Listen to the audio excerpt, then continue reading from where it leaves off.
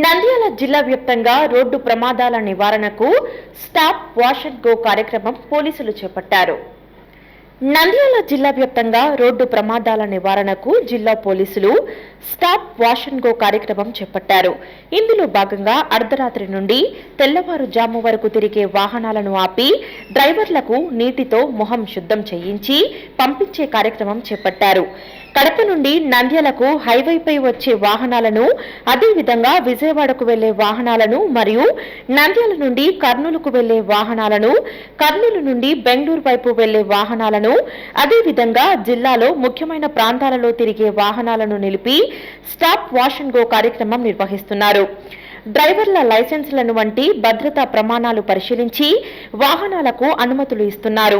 వాహనాలు నడిపే సమయంలో ప్రమాదాలు జరగకుండా జాగ్రత్తలు తీసుకోవాలని డ్రైవర్లకు గుర్తు చేస్తున్నారు.